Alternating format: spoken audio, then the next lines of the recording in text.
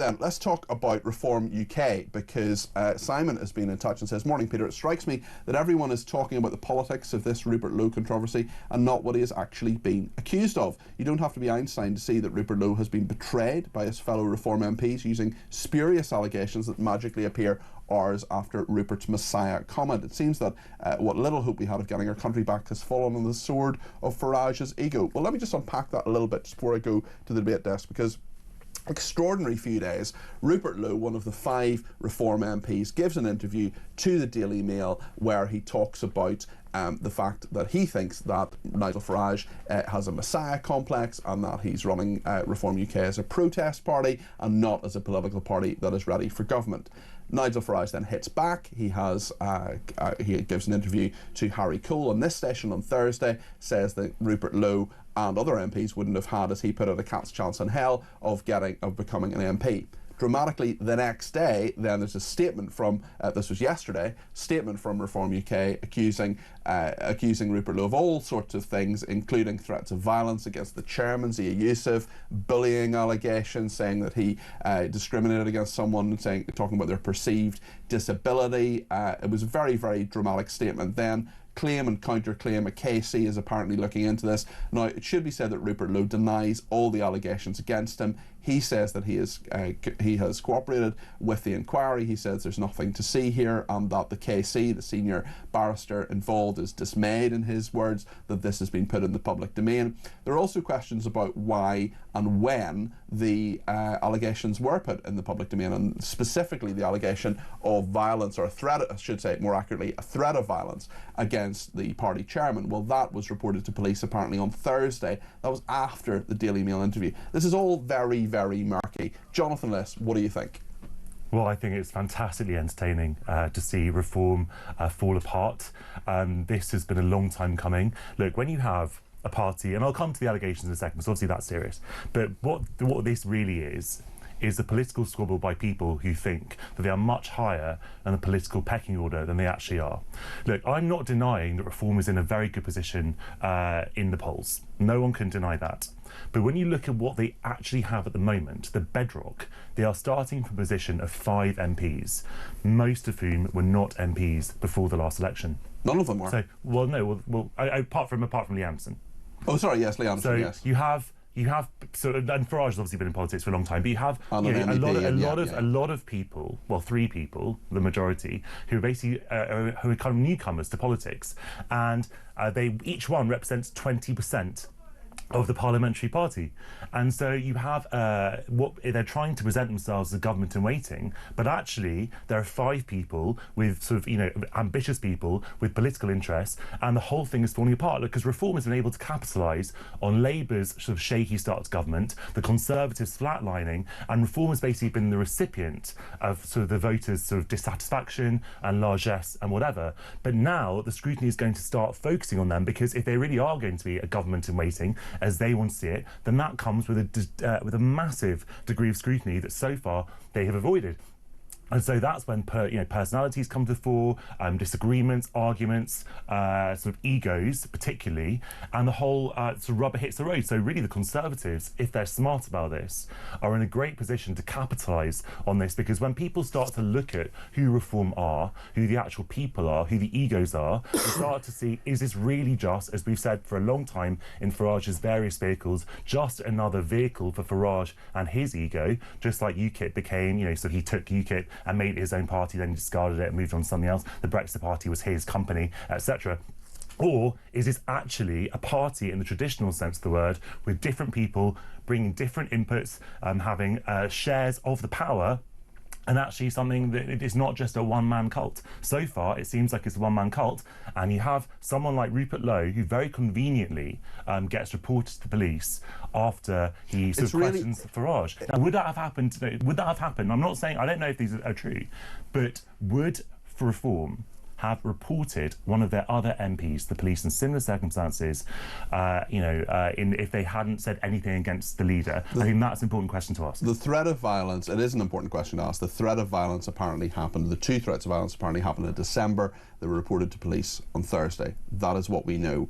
I want to play, just before I go to Charlie Downes, I just want to play what Nigel Farage said to Harry Cole. This was on Thursday, and he was interviewed about this. The Daily Mail interview had come out where Rupert Lowe had criticised Farage, saying he had a messiah complex, saying he wasn't interested in anything other than sort of having a protest party, saying he wasn't ready for government. And what's interesting as well, you've got to remember the context of all of this. We're going to get into this with Gawain Tyler, who was an advisor for a long time to Nigel Farage, and also Farage's biographer, Michael Crick. We're going to talk to them. And what's interesting about this as well is that Elon Musk said that Rupert Lowe would be a better leader of Reform UK. We also have the fact that Rupert Lowe has an amazing and wide-reaching Twitter or X reach, far more than Nigel Farage, which is interesting as well. I want to come to Charlie Downes in a second, but I just want to remind ourselves of what Nigel Farage said to my colleague Harry Cole on Thursday. We are not a protest party in any way at all. That is utterly wrong. Utterly, completely wrong. We are an entirely positive party. Come to any reform event and the positivity, the energy, and perhaps you should come to one or two. I've been. I came to your one in Birmingham. There were fireworks. Well, look, do you know what? If I've got a following out there, that's a good thing. If I hadn't, we wouldn't have won any seats in Parliament at all on the 4th of July. Including Great Yarmouth, I presume you put in that. Wouldn't have been a cat's chance in hell, would there? Come on, be honest about it. Charlie.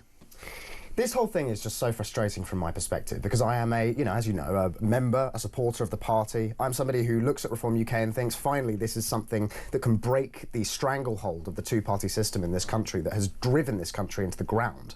And yet now we're seeing this infighting, which is just a bad look for all involved. I mean, I don't know whether there's any truth behind the allegations made towards Rupert Lowe. I mean, I don't know the man well, but I've met him a couple of times, and he's always struck me as a man of integrity. But you know, there's always going to be teething problems with parties. It's no more than a teething problem. Well, I mean, maybe you're right. This may well be. I don't know, the problems that this causes may well stick around. I mean, some people are saying that this is good, that this kind of thing is happening now, long before a general election. I somehow think that this is not going to go away, this problem, because Rupert Lowe is an MP. This is what we have to remember. Well, he's lost the whip now, so he's not a Reform MP anymore. Yeah, but he's an independent MP, yeah. He's not going anywhere, though. Yeah. And he has, as you said, he has an incredibly strong media presence, an incredibly passionate fan base and support base.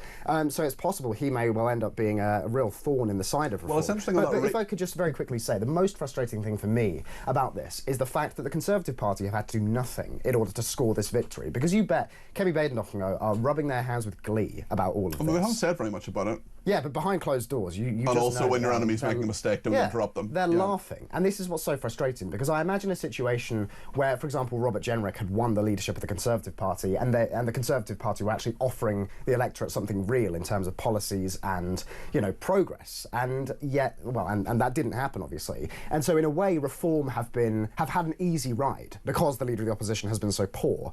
And that has meant that this infighting has, I think, taken centre stage. Whereas if there had been a real opposition in the Conservative Party, you might have seen a situation where, you know, Reform and the Conservative Party were constantly trying to sort of one-up and outdo each other, and there wouldn't have been time for this kind of nonsensical and petty infighting. Because the thing that I would encourage Reform UK to remember is millions of people out there are relying upon them, because things are not good in this country, right? Things have been on a downward spiral for a long time. Young people like me are looking at the prospects, and they're not good, and so to see this is just demoralising.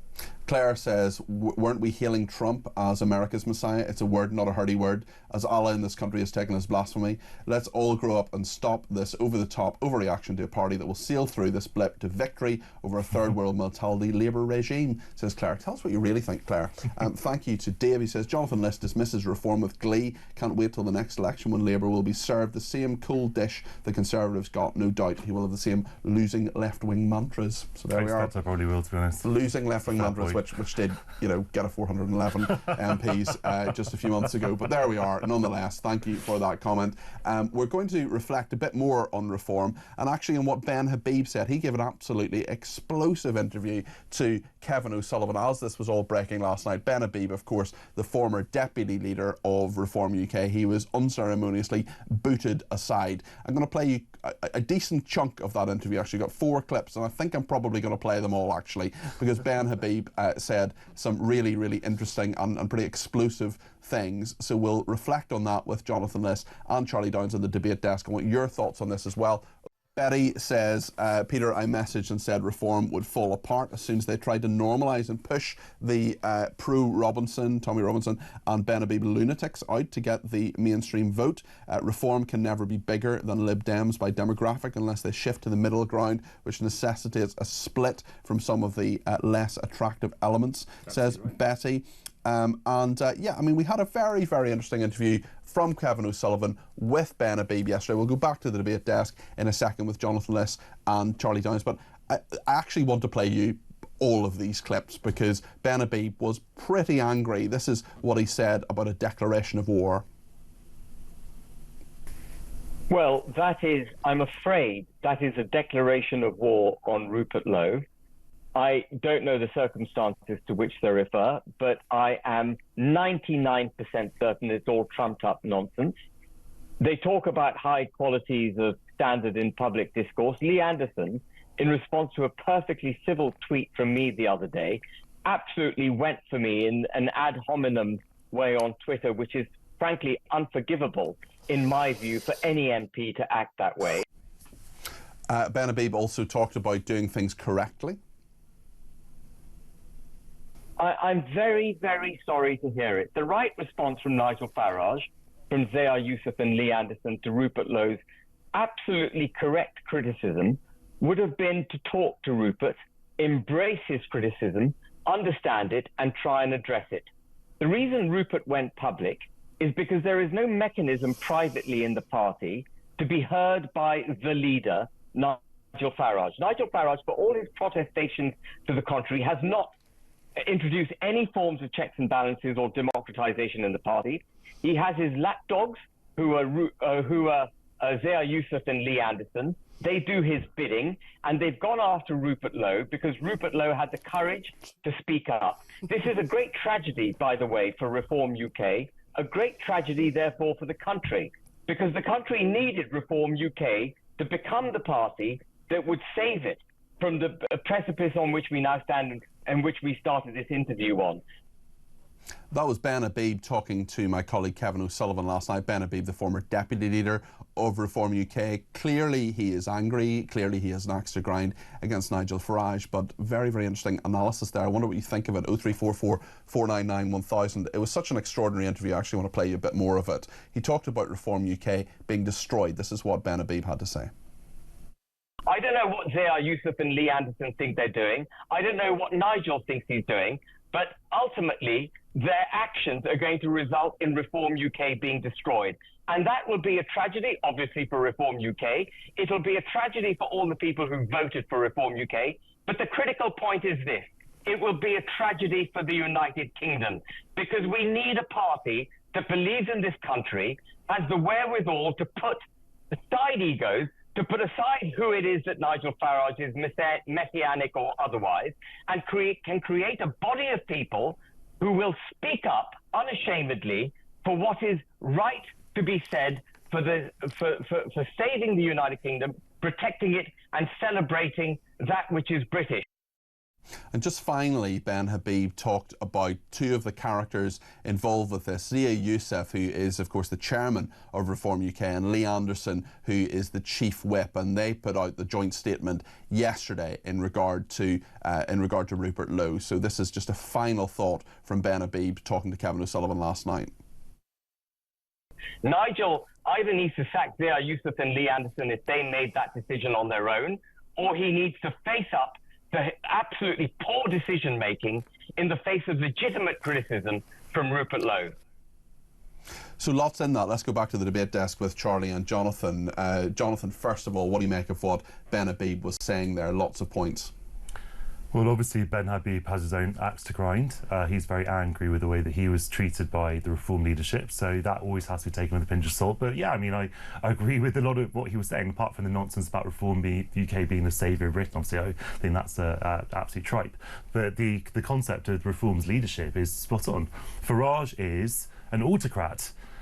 He is an authoritarian. He doesn't want to democratise the party because that will reduce his own power over it. And although he has, in fairness, he's taken it out of the fact that it was a company. He's putting structures in. He's brought in Zia Yusuf as the chairman to make it a election-winning force. Yeah, when someone dares to sort of criticise him in any way, he gets reported to the police. 3 months after the allegations were first sort of made, it seems, if it was in December, which the timing is suspicious. So, you know, there does seem to be kind of this sort of air of Stalinism around the whole thing. Stalinism? You think Nigel Farage is a Stalinist, really? Well, if he's sort of seeking to purge people who sort of disagree with him, who dissent, I'm obviously using the terms of, you know, with the tongue-in-cheek. Yeah. But you know, in Farage, I suppose from Farage's perspective, and I wonder what Charlie would think of this, if you're Farage, you might have a good case to make that actually the success of all the parties that you've been in is because of you. UKIP was going nowhere. Farage, obviously, he's an incredibly charismatic politician, I've always said that, was able to sort of capitalise and, you know, get that sort of widespread popularity. Then he sort of set up a party from nowhere, the Brexit Party, which went on to win the European election in 2019, and then that was ended, and then Reform came along. And for the first couple of years, no one really knew what Reform was about. It was kind of like, you know, what about COVID vaccines or whatever. And then he managed to sort of capitalise on the Conservatives' lack of popularity and make it about sort of migration. And then he sort of turned it into what it is now. That is thanks to Farage, but that doesn't mean he can build a government on it. Absolutely no way. What do you make of what Jonathan said there? Well, excuse me.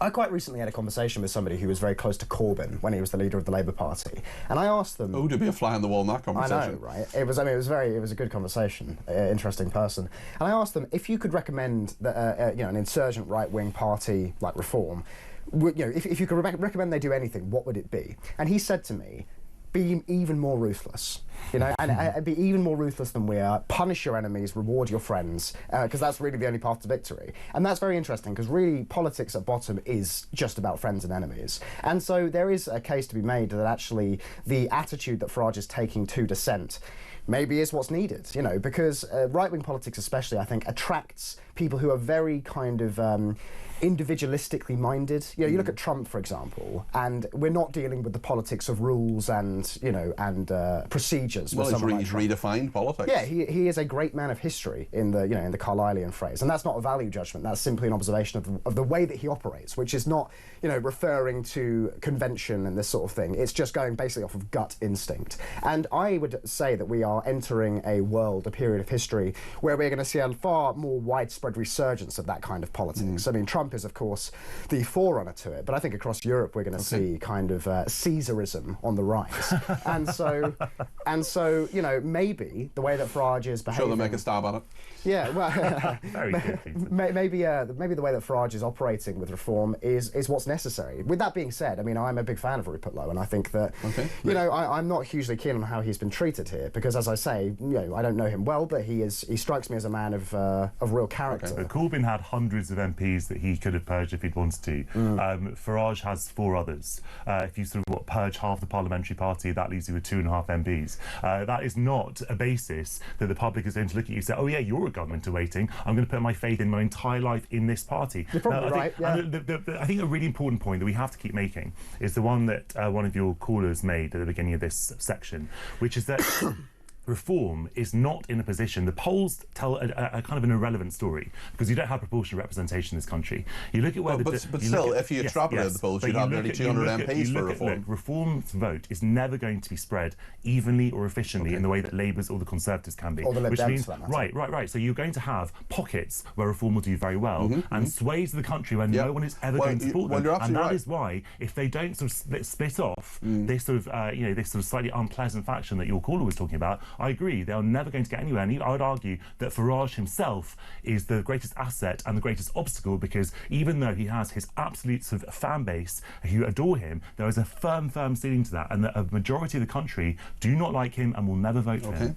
It's very interesting you mentioned that. Just a comparison to the Lib Dems is fascinating. They got 3.5 million votes and 72 seats. Reform UK got 4.1 million and 5 seats. It's clearly some of this is about vote management, and you love or hate the Lib Dems, they are very good at managing votes. Their ground game is fantastic, and I'm sure Reform UK want to learn from them, and in fact have said, I think Farage has actually said, we need to learn from the Lib Dems on that aspect, perhaps not others. Rob says Ben Habib is just sour grapes because he didn't win a seat. He has a chip on his shoulder. Fair enough. Amanda says, morning Peter, Nigel Farage is our Trump. This spat has put Reform UK in the spotlight and is a wake-up call to the party to install discipline and respect for each other. They must put this behind them and bring back good men like Ben Habib for the good of the country and the party. Ernie says, hi Peter, it's such a shame Rupert Lowe and Farage are falling out. They were both brilliant in the European Parliament, pointing out where Europe was going wrong. I think they should bury the hatchet and stop listening to outsiders who only have one agenda, to try to stop reform from making Britain great again, says Ernie. Well, let's hope they do bury the hatchet and not the ice pick, to continue the Stalinist metaphor. Brad in Cambridge says, Jonathan Liss is talking nonsense as usual when he says that Reform UK hasn't faced scrutiny before. They have been ignored by the mainstream media and constantly attacked and scrutinised by left-wing commentators. Who might he be thinking of? Well, I'd say being ignored by the media therefore hasn't been scrutinised. You're just making my point, surely.